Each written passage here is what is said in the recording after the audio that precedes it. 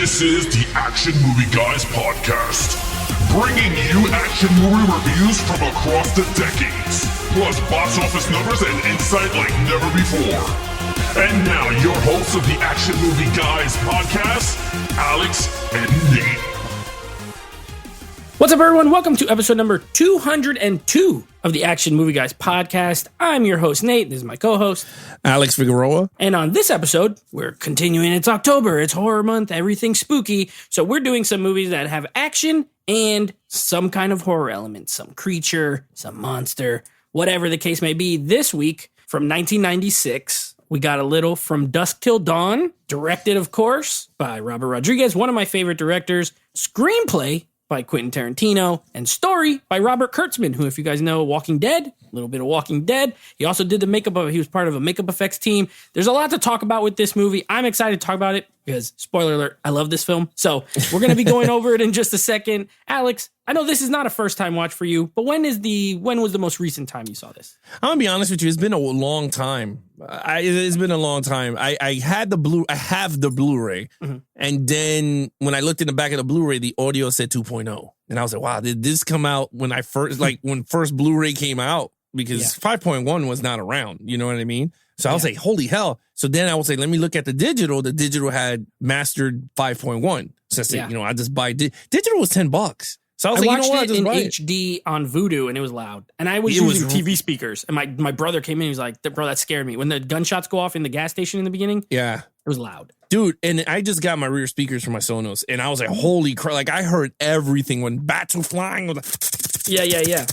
I was like, yo, this is crazy. But anyway, with that said, It's been a long time since I seen it. I'm glad that we got to see it. We need a freaking 4K for this movie because this is one of my favorite Robert Rodriguez movies. So I can't wait for us to dive into this movie. So, yeah, Nate. I haven't seen it in a minute. It's been a couple of years. I would say maybe 3 years or so. But it's a movie that I have fond memories of because the first time I ever watched this, I was in New York. It was 1997. So this was 1 year old movie. And it was on I watched it on a VHS tape with my grandma, of course, letting us always watch stuff we should not have watched. I was 10. Me, my sister, my grandma, we watched this. There's some parts, and I'll talk about them when we're reviewing it, that scared me so much when I was a kid. But also, I just had I knew I wasn't supposed to watch it. It was like rated R. There was a lot of cursing. There was boobs. There was blood. Like I shouldn't be. So I have very fond memories of the movie. But as an adult, I still like it. So I'm looking forward to talking about it. Before we do, let's just give you a couple of quick scores now. This one is just barely certified fresh. You have a 62% from critics. So not crazy. Audience score, a bit better. And this is what we were talking about last episode. This one's a 76. Normally, that's the gap that we see when the audience is higher than the critics. It's usually not just 1 point. Yeah, 14% better. Not surprising. As far as looking at those scores. I mean, when it comes to critics, they're god awful. I mean, we were talking about it even with the Black Adam. This is ridiculous. But with that said, I'm very shocked that it's a 62. But I kind of understand with the rated R, the nudity. Some critics might hit them the wrong way. Some of these reviews might be old. You know what I mean? They might be older. I think this has aged well, in my opinion. But we're gonna talk about it. We're about to find out if it aged well. All right, now before we're gonna get into the meat and potatoes here. Alex, you get to go first. Now, lead character.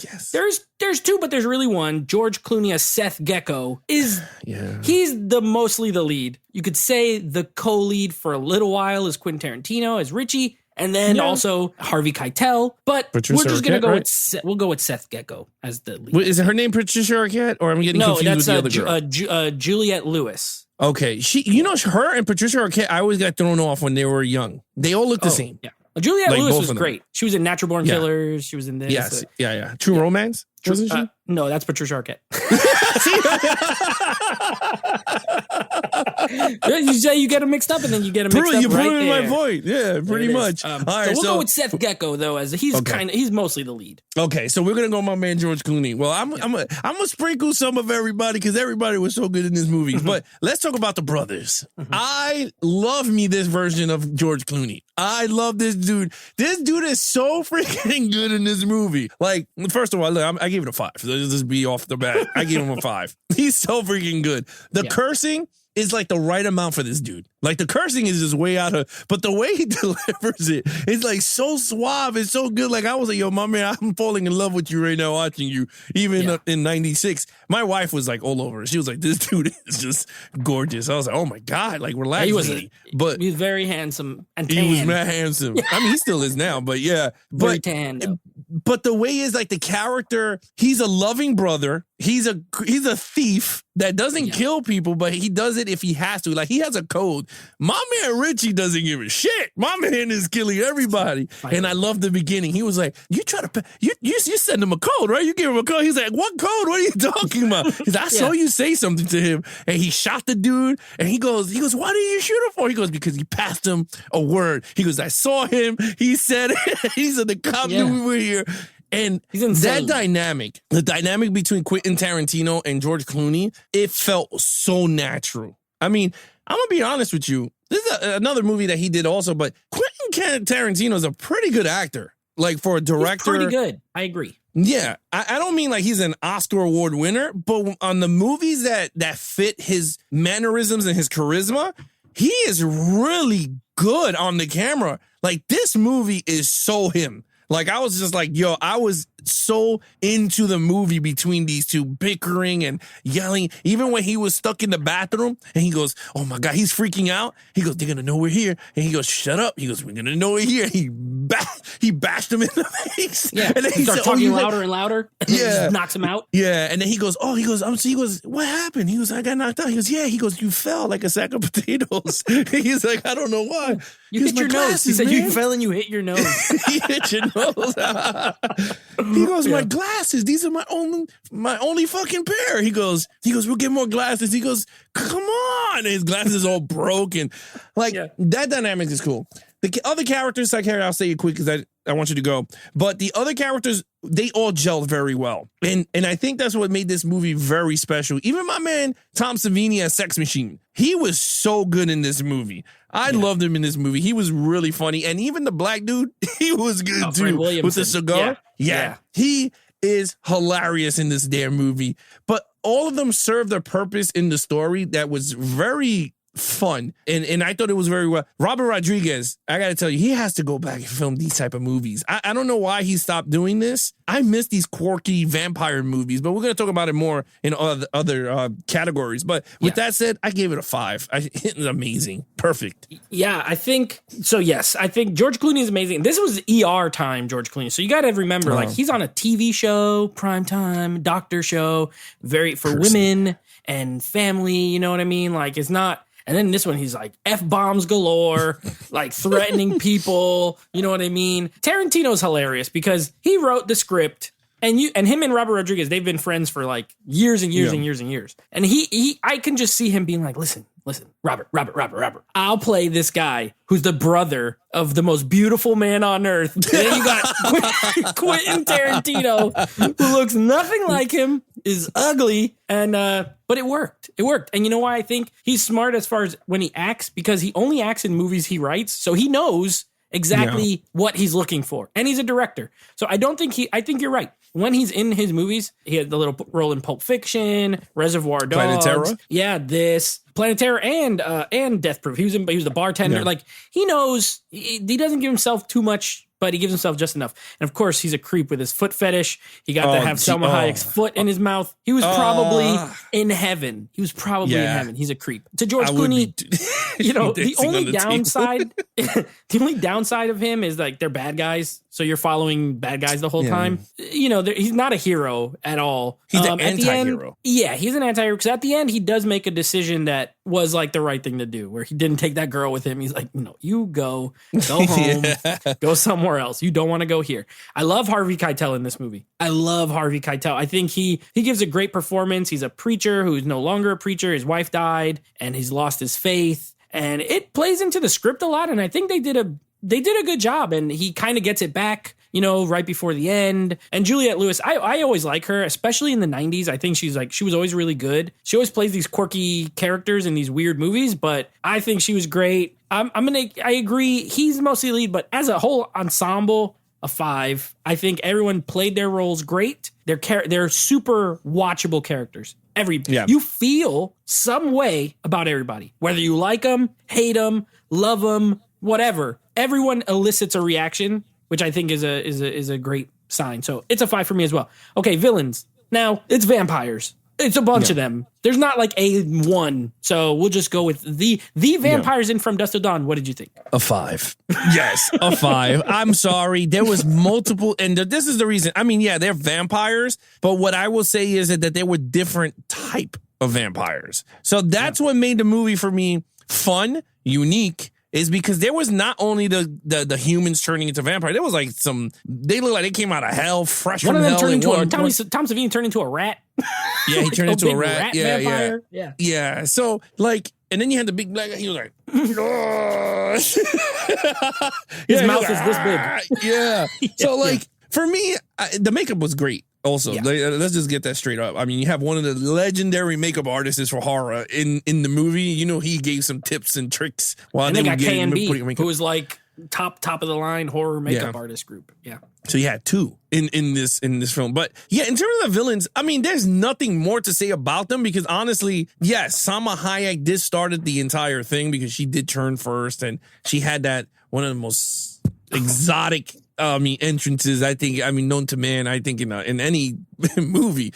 I was stunned, bro. I was watching the movie. I was like, holy hell. Like, what am I watching here? Like naked, but it's like one of the greatest entrances. Like, dance numbers in a movie. Yeah. It's memorable. I love it. We all memorize right now. Everybody remembers. Remember that one time when funny? Salma Hayek comes out on the stage with a snake, like Britney Spears? Britney Spears copied her. Yeah. Yeah. You know what's crazy? So I told my wife, because I was like, you know what's crazy? When you think of Dusk Till Dawn and you tell someone, what do you think of Dusk Till Dawn? Everyone goes, Salma Hayek dancing. Like, she's there for literally 5 minutes into the movie, and she's dead, but everyone goes, Salma Hayek. That's how my wife goes, no, only the guys, because she was like George Clooney. So I was like, yeah, I kind of figured that. So I was like, it's entertaining for both. It's okay. I like it. But look, overall, I like everyone turning into. I love the band with the human body they were playing. That band who's in every Robert Rodriguez movie, they're always there playing. Let me just tell you, that band was hilarious. When you listen to the words, he was like, "Me gusta fumar marijuana." Yeah. It just has minimal lyrics. He says like one little sentence and then they just play music. Yeah, they all start bopping, going crazy. No, but look, overall, makeup effects was great in terms of the villains and everybody turning and bats flying in, and it's just spectacular. And I had to give it a 5. And I'll talk about it in the storyline, but yeah, I gave it a 5. Yeah, so in this case, the fact that we're scoring a group rather than a 1, yeah, you know what? Vampires, just like we talked about last week with Dog Soldiers, I'm a fan of vampires. Yeah. I dig some vampires. One, usually they can talk, so there's personality to them. You know what I mean? Which makes it a little more evil. Like a werewolf is out of control. They can't help it. A zombie doesn't even think. It just wants to eat. Vampires are calculated. But the vampire route that they went here is pure monster. Like, they don't really talk. They talk, but they say, like, I'm gonna get you. They say stuff like that. They're not like, this ain't Dracula. They're not handsome. No. They're not dressed. They look like lizards. Some of them look like bats. That one super ugly one, that part is always hilarious where they're all like lined up. And then there's one that's like all goofy looking with the big ears and stuff like that. Hilarious. Yeah, Tom Savini turns into a vampire and then also turns into a rat. Fred Williamson is like huge and then his mouth turns like gigantic. The father. It's awesome. And then there's like literally a million bats outside flying around. When the band turns into vampires, all of a sudden the guitar is like a dead body with like a leg for the stick at the end. Yeah. It's very creative. The makeup was great. Some of the CGI transitions, they look a little dated, but the actual like death scenes and stuff are really good. I still think they hold up, and it's almost all practical, which is great. It's makeup, it's blood, it's goo. This movie's really gooey. There's like stuff spraying everywhere. I think the only thing, I'm going to give it a 5 on the whole. I think it would be even better if there was like a lead vampire, like one that's like kind of in charge. Yeah, and she dies though like pretty fast. Yeah. So it would have been cool if there was one like, or even like Cheech Marin, even though he plays 3 roles in this movie, but he was funny. His vampire version, like if he would have been in charge, or Danny Trejo, anybody, but that's okay as such. there's just, I can't, it's hordes and hordes of crazy looking vampires in it, and I love it as well. 5 out of 5. Okay, action. All right, let's get back to Earth. Let's bring the spaceship. Let's down. bring it down. Let's bring it down. This movie's a 5. Oh my gosh. Oh my God. Look, I don't know, trick, man. We might be seeing some different movies here, but this movie has tons of action. But not the action that you think of, right? You got the gun firing, right? He's like bang, bang, shooting everyone. Then you got dudes getting stabbed. You're like, yeah, the dude picking up chicks and putting them on each end of the table. Oh, I love that part. I was like, oh my God, this is awesome. You got flames. You got bats upon bats. You got my man with the cross shotgun that he's going click, click, kabowie in your face. And I was like, you know what? You got condom bombs with the you got holy super water soakers. super soakers. Yo, dude, once you got an arsenal of condom bombs, holy water, and a super soaker, Condom you're grenades. getting a 5. Yes, And very you got the condiments. jackhammer steak. It's like, Dude. Yeah, yeah, he was like, oh. You know what? And then she had the Buffy crossbow. Like, I was like, you know what? It is what it is. This is a 5. You had a lot, and in the beginning was action too when they shot up the place together. So Robert Rodriguez, again, excellent action director, and he poured that sucker onto this franchise, and I loved it. It looked all good, and it still holds up because it was all practical. So everything was like blah, and I was like, yes, loved it. With that said, that is a 5, my friend. Yeah, we got to be realistic sometimes, and sometimes things are 5s. So what are you going to do about it? Look, you know what? Listen, everything you said is right. Everything you said is right. Yeah. Why do I have to act like it's not, like I didn't think it was a hell of a time? Now, if there's one argument, okay, yeah, you have the action scene in the beginning in the which, by the way, I know Tarantino wrote it. That is the most Quentin Tarantino scene in the whole movie. The gas station in the liquor store in the beginning. Yeah. It seemed like he directed it. Which it's not a complaint. I enjoy his movies, but you got Michael Parks, who's in a lot of his movies and a lot of Robert Rodriguez movies. Anytime they're in Texas and they need like a cop, it's that guy. Every time. Kill Bill, Death Proof, Planet Terror, he's in all those movies. So he comes in, he's just talking with the guy. They're just talking. You think it's just like, what am I watching? I don't even know. Then all of a sudden, George Clooney comes out, and then, it's very Tarantino. Then there's a shootout, which was done really well. It's like close quarters. They're only like 10 feet from each other, but it's very exciting. And they shoot the liquor. He throws the thing, catches on fire. Dude pops up, still tries to kill them. Like, great. And then the whole thing explodes. So there's a little bit of action. Then there's none for about 45. No, like 45 to 50 minutes, which is fine. But then it's all story. And this reminds me of Predator. Like, if you're showing this to a friend and they have no idea this is a vampire movie, it will catch them. It comes out of left field. Like, you think this is like a robber, bank robber movie, a fugitive movie. It's not a horror movie until Salma Hayek all of a sudden is a vampire. And then you're like, what the heck? Now, at this point, it's been out long enough where I don't think you can get anybody with that. But I'm sure if you show someone really young and don't tell them it's a vampire movie, it will come out of left field. And I love that. You know what I mean? It was really cool. Now, once the vampires show up, though, it's literally nonstop action for the last 40 minutes, pretty much. Once someone turns into a vampire, like you said, people are getting flipped over. There's the wiener gun. There's the whip. There's like, just like so much action. And it's very creative. That's my thing. Yes. Give me something creative. I've never seen condom grenades full of holy water. I've never seen a holy water super soaker. I've never seen a jackhammer steak. You know what I mean? Like the bullets, they're carving the little crosses into the bullets. That way when it hits them, they die. All great. 5 for me as well. I'm not going to sit here and act like it's not. Okay, storyline. It's going to continue the trend. It's a 5. I don't think, to be really honest with you, is there flaws in the story? I bet there is, but I can't find none. Why? Because I enjoyed it from the minute the story started into the end. It was nonstop fun action, bickering between the brothers, and then him and the chemistry between the father with the glasses. He was so good. He was like, are you really a loser? I love that scene. You can't take a win as a win? And he's like, what did you say? He goes, do you want me to repeat myself? And he repeated it again. And he was like, why don't you take a shot with me? Because he had balls to say it again. Like, he was just like, yo, this dude don't play. And I like that. It was very fun. And you're right. It's like a kind of a blend between the serious sometimes, and then it goes right into some like ridiculous action movie, Robert Rodriguez style, like Desperado style, and you're like, what the, mixed with a little horror, but it worked. It worked very well, and I mean, I wish we do Planet Terror, Death Proof, because I know you're a big fan of Death Proof. I need to see it again, but it's one of those, and I would like to do it next year because we have so much movies to watch. But it's so fun when you have something like this that's creative. It's just sit through popcorn flick, but it just makes sense, and you're like, wow, this is actually really good between actors that are really good at their craft, bringing these characters to life.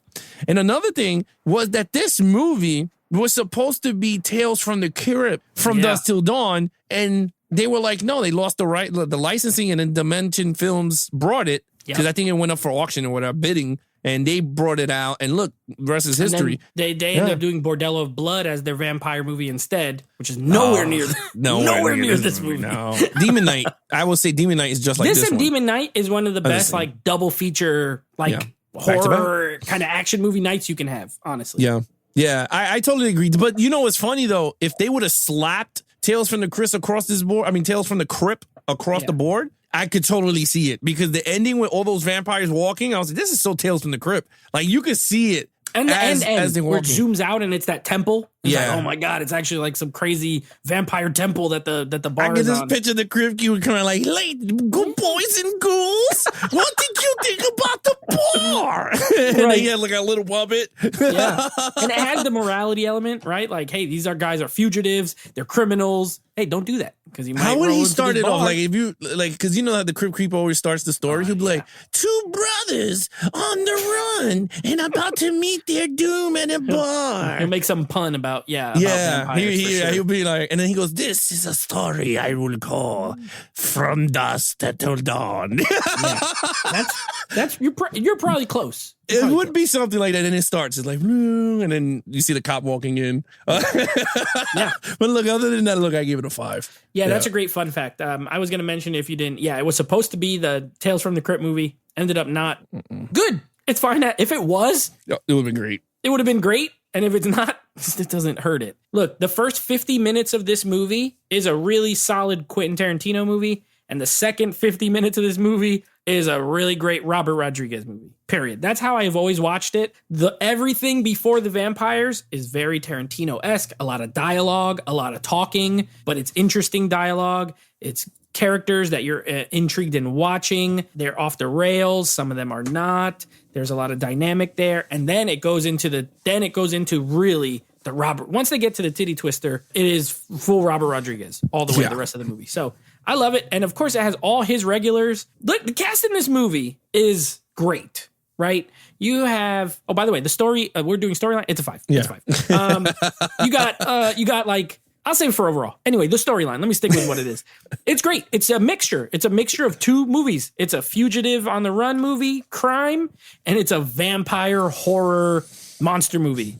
And both work. When both work, for me, flawless. 5 out of 5. Okay. Now that we're overall, I'll go over all that stuff. So what's your overall? I think I know, but what's your overall? Yeah, look, overall, it's a 5. I'm going to continue to 5. It's going to be another perfect score here, because you're right. When we did Predator in 1987, we said, were there other movies that started off serious and then they ended at like a totally different movie that it started? Yeah. And we answered our own question with from Dusk Till Dawn. Yeah. So with that, I had to give it props. Robert Rodriguez, I love his action movies. And the funny thing is, he does not go back to these type of genres. I don't get it. It's like James Cameron. But when he does, the movies are so fun. They're innovative. They're just fun to sit down and watch. And again, I wish we get the damn Desperados in 4K. I wish we get these movies in 4K, Planet Terrors in 4K, because they deserve it. I think they deserve it with the new upgrades with Atmos and the colors